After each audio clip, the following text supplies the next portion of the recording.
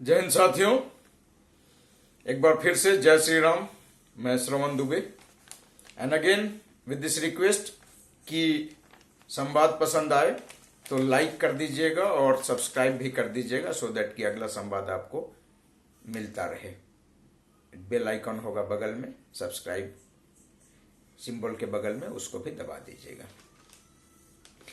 तो साथियों, अभी जो मैं बात कर रहा हूं वो है मोसाद की, MOSSAD, मोसाद।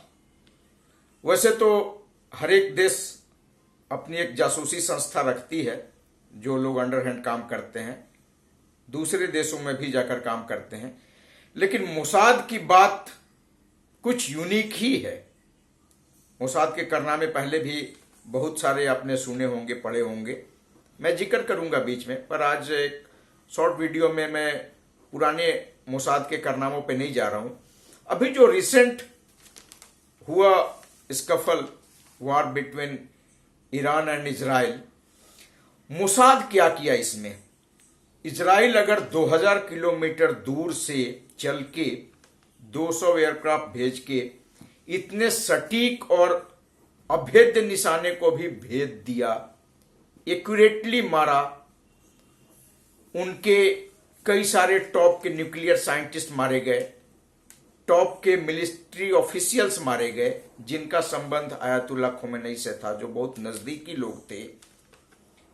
बहुत सारे इंस्टॉलेशन ध्वस्त कर दिए गए, उनके परमाणु इंस्टॉलेशन को मारा गया, उनके मिलिट्री बेसिस को मारा गया।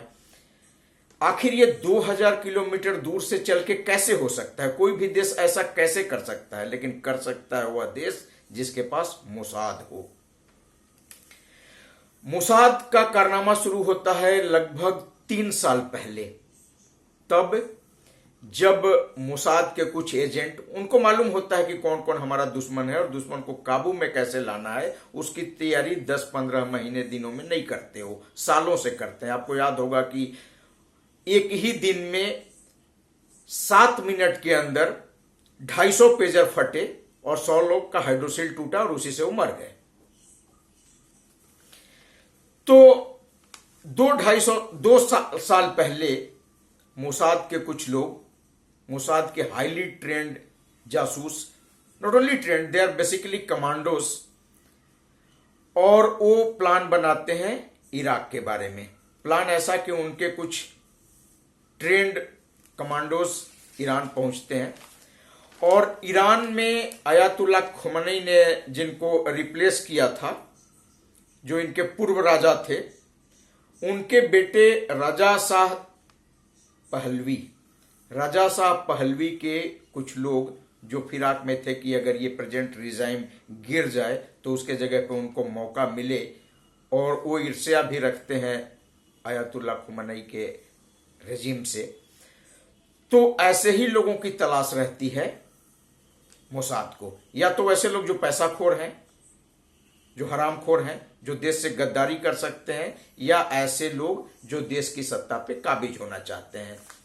तो पहलवी के कुछ लोगों को पकड़ा उन्होंने और तेहरान के बिल्कुल बीचों बीच एक 4 मंजिला इमारत हायर किया और उस इमारत में एक फैक्ट्री खोल डाली। अब समझें, जहां पे सब कुछ इतना सीक्रेटली नहीं हो पाता,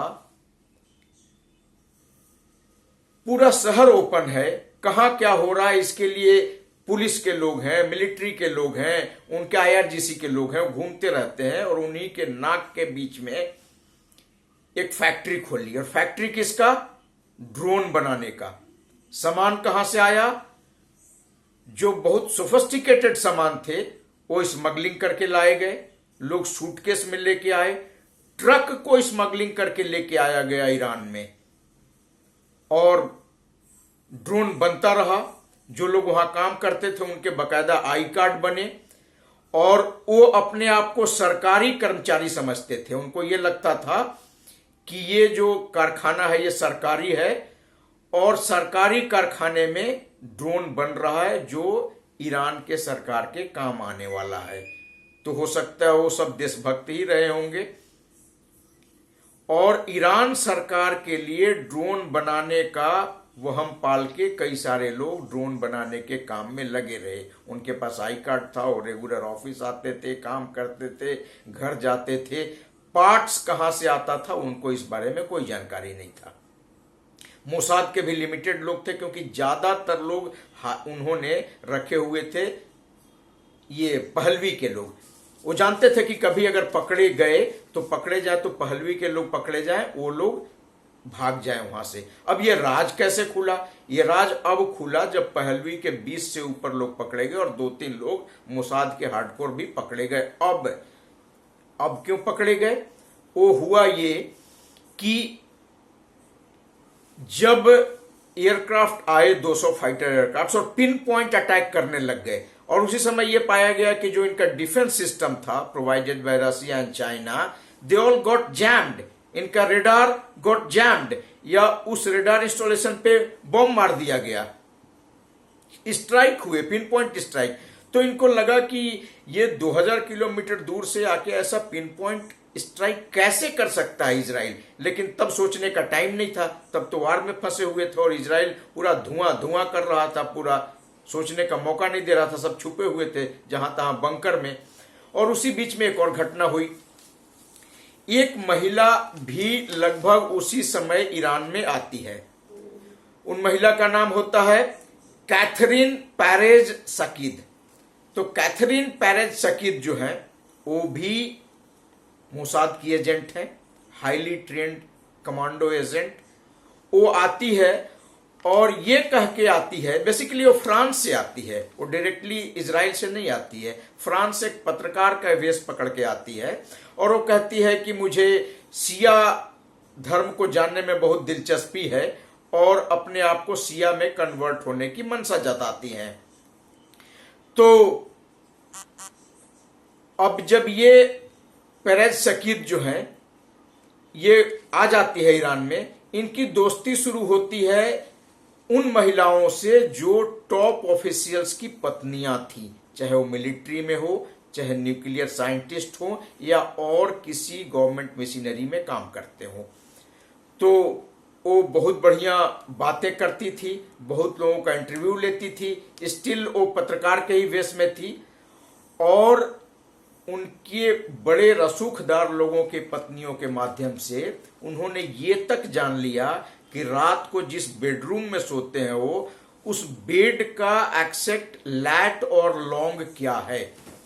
तो लैटिट्यूड और लॉन्गिट्यूड तक पिन पॉइंट पता लगाने के बाद she delivered this information to Mossad, और मोसाद ने ईरान में बने हुए ड्रोन से, जो काफी सारे लोग ये जानते थे कि ये सरकारी ड्रोन की फैक्ट्री है, वहीं से ड्रोन ऑपरेट करके और सारे मिलिट्री ऑफिशियल्स, न्यूक्लियर साइंटिस्ट को बेड पे मारा जहां पे वो सो रहे थे। आप समझिए 0.5 फीट का एक्यूरेसी से मारा, और सारे के सारे जब मरे एक ही दिन में 20 से ऊपर military officials, nuclear scientist and the people those who were very close to the government, then they realized no, something is wrong. I mean, ये कारनामा इजराइल से संभव नहीं है। तब उन्होंने जब जांच करी, खोजबीन करी, तब मैडम कैथरीन तो उड़ चुकी थी इजराइल से अपना काम करके, 20 लोगों को मरवा के अपना काम करके वो निकल गई। फैक्ट्री पकड़ा गया वो 4 मंजिला बिल्डिंग में, और बहुत सारे ड्रोन के मटेरियल पकड़े गए, लेकिन उन्होंने भी अपना काम कर दिया था। हालांकि मोसाद के कुछ एजेंट पकड़े गए हैं, I don't know what will happen to them, but this is how a Mossad works.